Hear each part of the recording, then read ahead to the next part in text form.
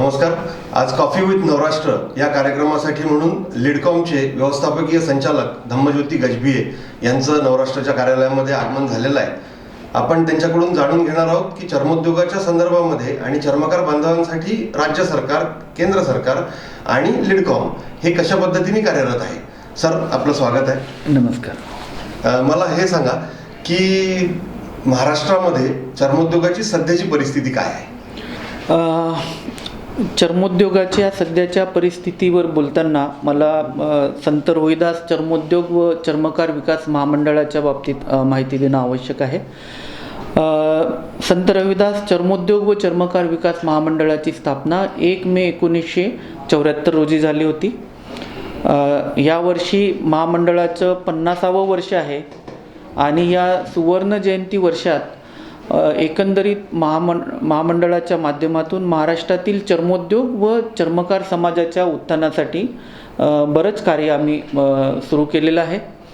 त्याबद्दल थोडक्यात माहिती देताना मला असं सांगणं आवश्यक वाटतं की या महामंडळाची जेव्हा स्थापना झाली होती त्यावेळेस चर्मकार समाजातील चांभार, होलार, मोची आणि ढोर या 4 ज्या जाती आहेत यांचं आर्थिक, सामाजिक आणि शैक्षणिक उत्थान करण्याच्या उद्देशाने या महामंडळाची स्थापना झाली आणि मागच्या 49 वर्षात महामंडळाच्या माध्यमातून चर्मकार समाजाला वित्तीय ऋणाच्या योजना असतील, कर्जाच्या योजना आहेत आणि छोट्या छोट्या अर्थसहाय्याच्या योजनांच्या माध्यमातून महामंडळाच्या माध्यमातून समाजाचं उत्थान करण्याचा प्रयत्न झाला. याबरोबरच शैक्षणिक उत्थानाच्या काही योजना महामंडळ राबवतं, जसं परदेश शिक्षणासाठी कर्जाची योजना असेल किंवा देशांतर्गत उच्च शिक्षणासाठी कर्जाची योजना असेल, अशा अनेक शैक्षणिक उत्थानाच्या योजना देखील महामंडळ राबवतं. याबरोबरच कौशल्य विकासासाठी महामंडळाने वेळोवेळी अनेक योजना राबवलेल्या आहेत. तरी देखील या 50व्या वर्षात या महामंडळाच्या माध्यमातून या चर्मोद्योगाचं व चर्मकार समाजाच्या उत्थानाला बराच वाव आहे आणि म्हणून आम्ही अनेक योजना हाती घेतलेल्या आहेत.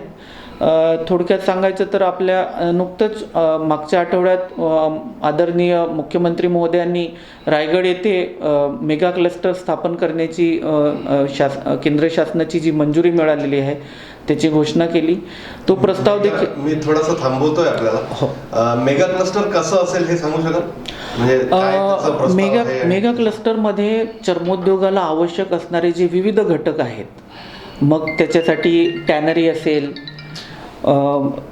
कॉमन फॅसिलिटी सेंटर असेल, छोटे छोटे गाळे करून विविध कारागिरांना त्या ठिकाणी व्यवसाय करण्यासाठीची सुविधा असेल, त्या ठिकाणी इलेक्ट्रिसिटीची सुविधा असेल, पाण्याची सुविधा असेल, वाहतुकीची सुविधा असेल, त्यांचे प्रॉडक्ट्स यांचं मार्केटिंगची सुविधा असेल, अशा चर्मोद्योगाला आवश्यक असणाऱ्या सर्व बाबींचं त्या ठिकाणी सुविधा असणार आहे. त्यांना त्या ठिकाणी मोठ्या प्रमाणावर कुशल कारागीर लागतील, त्यांना देखील कुशल करण्यासाठी काही प्रशिक्षण देण्याची योजना असेल. अशा पद्धतीने ते एक मेगा क्लस्टर असेल. साधारणतः 150 एकरात ते मेगा क्लस्टर मंजूर झालेलं आहे आणि त्या संपूर्ण क्लस्टरची योजना ही महामंडळाने 4 ते 5 वर्षापूर्वी सादर केली होती. तत्कालीन व्यवस्थापकीय संचालक राजेश ढाबरे सर यांच्या नेतृत्वात ती योजना सुरू झाली आणि आता उद्योग विभागाच्या नेतृत्वात त्या योजनेला सध्या मंजुरी मिळालेली आहे आणि त्याच्यावर काम सुरू आहे. याच्यात लीडकॉम हे एक समन्वयाचं काम करून नक्कीच त्या ठिकाणी एक चांगला उद्योग आणि एक चांगलं मेगा क्लस्टर तयार व्हावं याच्यासाठी कार्य करणार आहे. इतर जिल्ह्यांमध्ये आपण अजून काही क्लस्टर किंवा अशा दृष्टीने काही करतोय प्रयत्न? नक्कीच आमच्याकडे 36 जिल्ह्यांमध्ये महामंडळाचं कार्यालय आहे आणि या 36 जिल्हा कार्यालयाच्या माध्यमातून आम्ही विविध कर्जाच्या योजना देत असतो.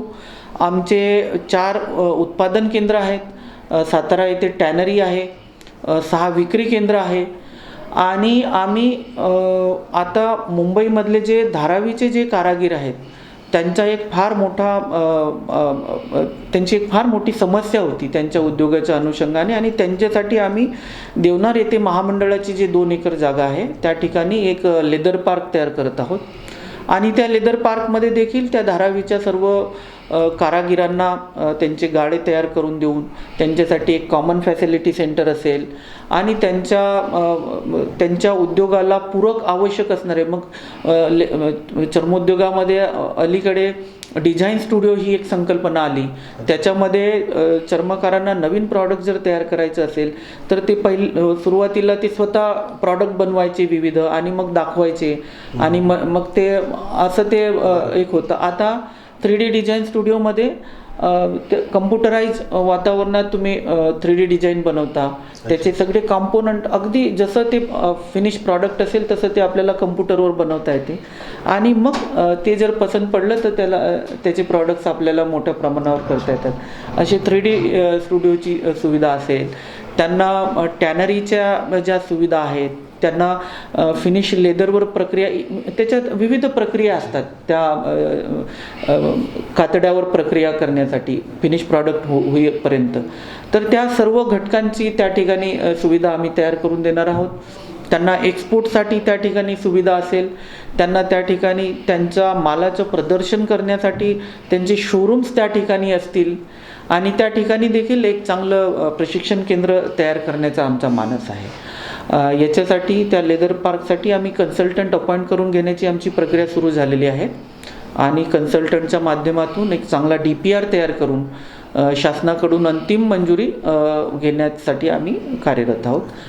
या आर्थिक वर्षात त्या लेदर पार्कच्या कामाला सुरुवात झाली असेल अशी आशा आम्हाला वाटते. याबरोबरच महाराष्ट्रातील महसूल विभागाच्या 6 विभागांमध्ये चर्मकार समाजाच्या उत्थानासाठी तिथे सेंटर ऑफ एक्सिलन्स असावं, त्या ठिकाणी देखील प्रशिक्षण केंद्र असावं, कॉमन फॅसिलिटी सेंटर असावं, विभागीय स्तरावर क्लस्टर तयार करण्यासाठी आपली मशिनरी त्या ठिकाणी असावी.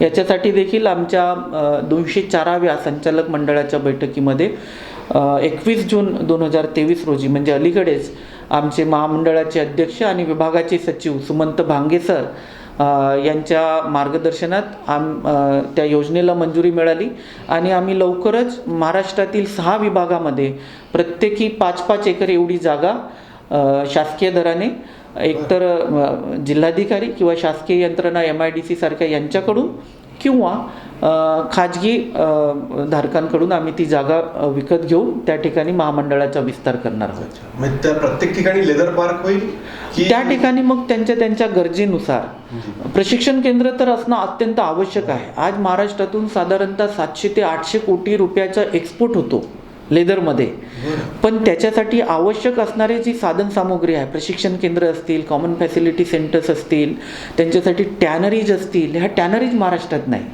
आमच्याकडे साताऱ्याला जी टॅनरी शासनाची जी टॅनरी होती त्याचं अद्ययावतीकरण करण्याची प्रक्रिया आम्ही सुरू केलेली आहे आणि त्याला देखील आमच्या बोर्ड ऑफ गव्हर्नन्सकडून मंजुरी मिळालेली आहे. साधारणतः 10 ते 12 कोटी रुपयाची यंत्रसामुग्री आणून आम्ही साताऱ्याची टॅनरी विकसित करणार आहोत. याबरोबरच चर्मोद्योगाला चालना देण्यासाठी कोल्हापूर येथे central footwear training institute Agra यांच्यासोबत आमचा करार झालेला आहे आणि त्यांचे एक प्रशिक्षण केंद्र कोल्हापूर या ठिकाणी आम्ही आणणार आहोत. प्रशिक्षण केंद्रांचं एक आपण गेल्या वेळी सांगितलं होतं, म्हणजे ज्यावेळी आपण नवराष्ट्राला मुलाखत आपली घेतली होती त्यावेळी आपण असं सांगितलं होतं की राज्यामध्ये विभाग स्तरावर प्रशिक्षण केंद्र आणण्याचा आपला प्रयत्न आहे. तर तो प्रस्ताव कुठे पुढे सरकलाय? नक्कीच. मी सांगितलं तसं आग्र्याला एक CFTIचं प्रशिक्षण केंद्र आमचं येणार आहे.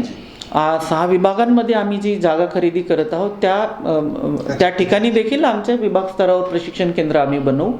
याबरोबरच चर्मकार समाजाचे जे युवक आहेत त्यांच्यामध्ये उद्योजकता वाढीस लागावी आणि विविध उद्योगामध्ये त्यांनी जावा. चर्मकार समाजाचा मुलगा आहे म्हणून त्यांनी केवळ चामड्याच्या उद्योगामध्ये जाणं आवश्यक नाही. शासनाच्या अनेक योजना आहेत, CMEGP, PMEGP सारख्या योजना आहेत, त्यांच्यामध्ये फार मोठ्या प्रमाणावर अर्थसहाय्याची सुविधा शासनाने केलेली आहे. या अनेक योजनांचा लाभ त्यांना मिळावा याच्यासाठी आम्ही उद्योजकता प्रशिक्षणाची एक योजना मंजूर करून घेतली आणि ह्याच 21 जूनमध्ये झालेल्या संचालक मंडळामध्ये महाराष्ट्रातील 25,000 युवकांना उद्योजकतेचं प्रशिक्षण देण्यासाठी आम्ही MCED महाराष्ट्र उद्योजकता विकास मंडळ जे आहे त्यांच्याशी आम्ही करार करत आहोत.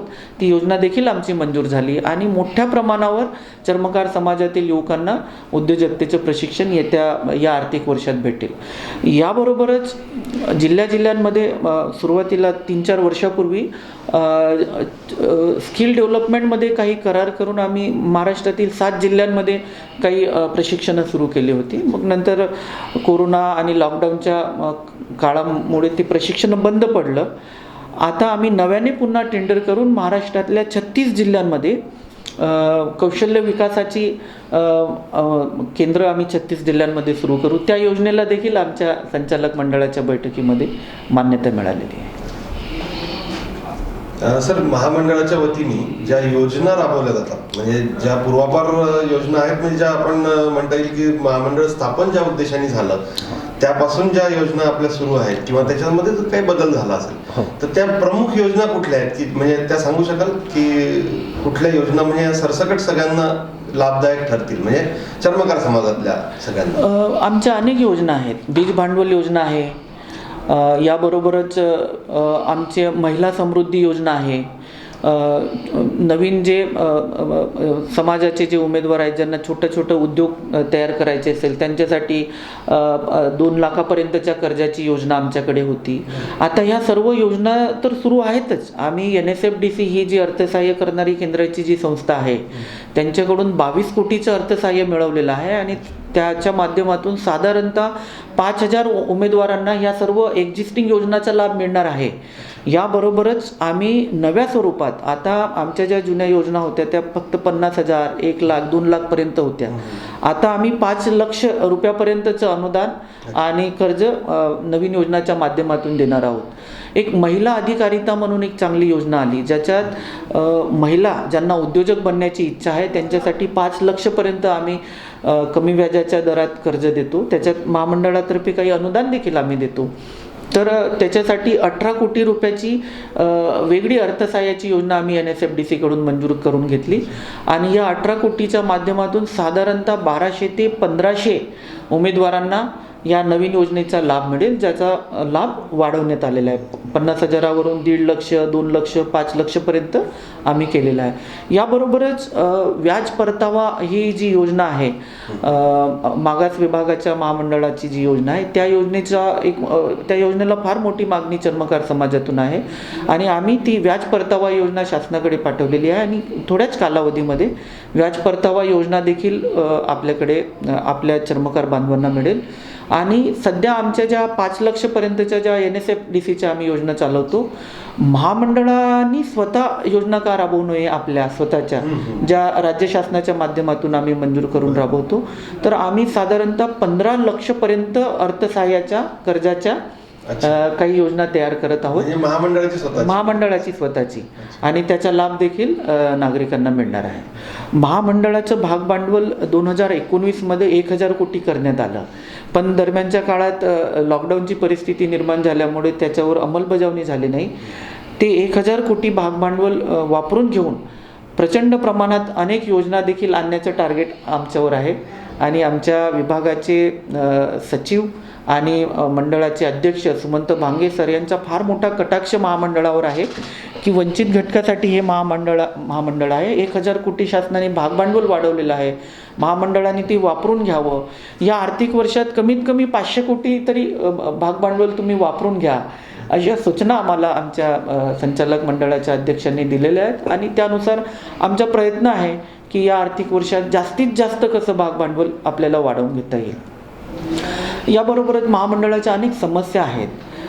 कर्मचारी पुरेसं नाही, तुटपुंजे कर्मचारी आहेत, इन्फ्रास्ट्रक्चर बरोबर नाही, हे देखील सर्व बदलून घेण्याची आम्ही तयारी केलेली आहे.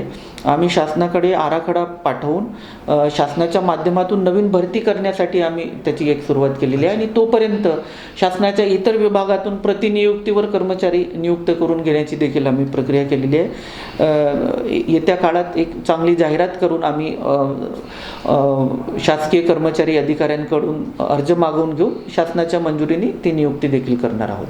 तर अशा पद्धतीने महामंडळात सर्व स्तरावर एक ओव्हरऑल आमचं काम सुरू आहे आणि या 50व्या वर्षात खऱ्या अर्थानं हे महामंडळ म्हणजे महामंडळाचं 50वं वर्ष आणि म्हणजे महामंडळाचा सुवर्ण महोत्सव आणि देशाच्या स्वातंत्र्याचा अमृत महोत्सव असं एक चांगला योग घडून आलेला आहे आणि खऱ्या अर्थानं चर्मकार बांधवाचं सामाजिक, आर्थिक आणि शैक्षणिक उत्थान करून घेण्याचा आमचा मानस आहे.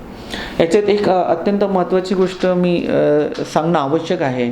मी नुकतंच अलीकडे आम्ही चेन्नईला एक शिष्टमंडळ महाराष्ट्रातून घेऊन आम्ही गेलो आणि त्या ठिकाणी सेंट्रल लेदर रिसर्च इन्स्टिट्यूट आहेत किंवा काउन्सिल फॉर लेदर एक्सपोर्ट आहे, सेंट्रल फुटवेअर ट्रेनिंग इन्स्टिट्यूट आहे, याबरोबरच लेदर सेक्टर स्किल काउन्सिल आहे. या सर्व संस्थांशी आमची चर्चा झाली आणि या संस्थांच्या माध्यमातून मोठ्या प्रमाणावर आपल्या महाराष्ट्रातील चर्मोद्योगाचा विकास करण्याचं आमचं धोरण आहे. चेन्नई किंवा तामिळनाडूसारख्या राज्यामध्ये अनेक टॅनरीज त्या ठिकाणी तिथल्या राज्यांनी बनवलेल्या आहेत आणि टॅनरी ही चर्मोद्योगाची जननी आहे.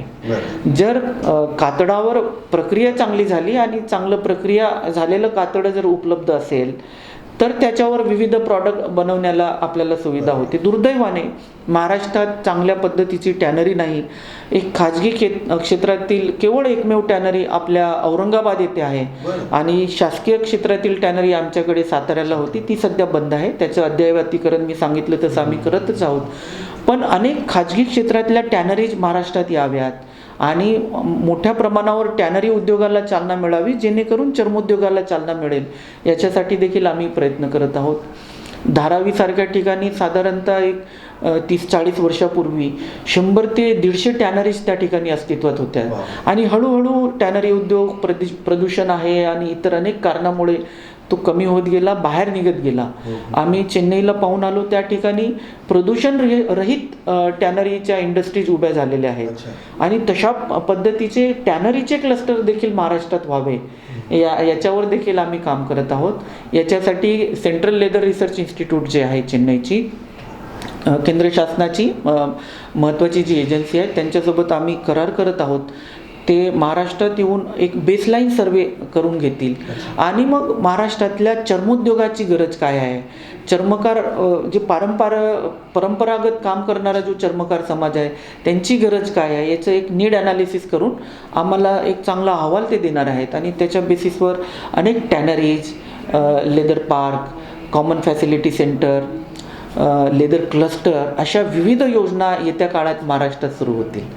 आम्ही त्या ठिकाणी आम्हाला अशी माहिती मिळाली की तेलंगणासारख्या राज्याचं देखील बेसलाईन सर्वे त्या सेंट्रल लेदर रिसर्च इन्स्टिट्यूटने केला आणि मग अनेक चांगल्या योजना त्यांनी त्या ठिकाणी प्रस्तावित केल्या. तशा अनेक योजना आम्ही महाराष्ट्रात आणणार आहोत.